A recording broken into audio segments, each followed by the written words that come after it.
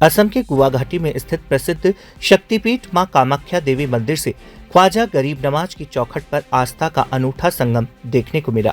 मां कामाख्या की भक्त और ख्वाजा गरीब नवाज की दीवानी विद्या देवी विशेष रूप से गुवाहाटी से अजमेर शरीफ पहुंची और दरगाह शरीफ में हाजिरी देकर अकीदत की चादर व फूल पेश किए।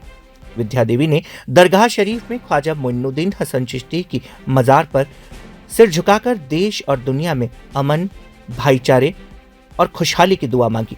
उन्होंने कहा कि मां कामाख्या और ख्वाजा गरीब नवाज दोनों ही मानवता, प्रेम और सेवा का संदेश देते हैं।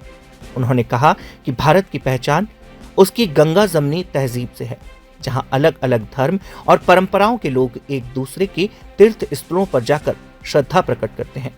मां कामाख्या की पवित्र भूमि से ख्वाजा गरीब नवाज की दरगाह तक पहुंचना उनके लिए आध्यात्मिक अनुभव रहा।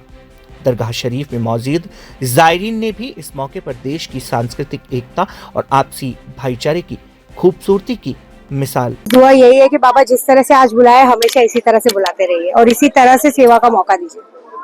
आप समाज सेवी है, एक तरह से देखा जाए लोगों की सेवा भी करती है, तो कैसा लगता है जब गरीबनाथ के दरबार में? मैं बाबा जी के लिए हमेशा सबको यही कहती हूँ कि क्या बिगाड़ेंगे भला मेरा जमाने वाले, मेरा बाबा मेरा दाता अभी अजमेर है। क्या कुछ करने वाले हैं और साथ जनता के लिए, आवाम के लिए आपके? मैं तो रोज ब्लेसिंग दे ही रही हूँ और मैं तो हमेशा जब भी कोई मुझे किसी भी चीजों के पैसे भेजते हैं या कुछ भी, तो मैं यहाँ पे लंगर ये सब करवाने आई जाती हूँ। आगे भी बहुत सारा है कि जो कुछ काम सोचा अगर वो हो जाएगा तो कुछ तो सोचा है नजराना पेश करने यहाँ पे। क्या लगता है कि देश के अंदर जिस तरह हालात बने हुए हैं, महंगाई बढ़ रही है और ईरान की जंग चल रही है, इससे तो फर्क पड़ रहा है?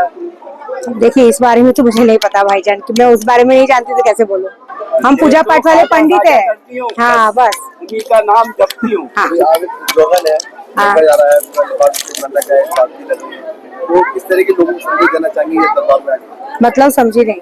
दरबार में आके किस तरह का संदेश यही है कि भाईचारा बना रहे, हम सबको एक होके रहना है। अगर हम सब एक होंगे तो इस तरह की लड़ाइयाँ नहीं होगी।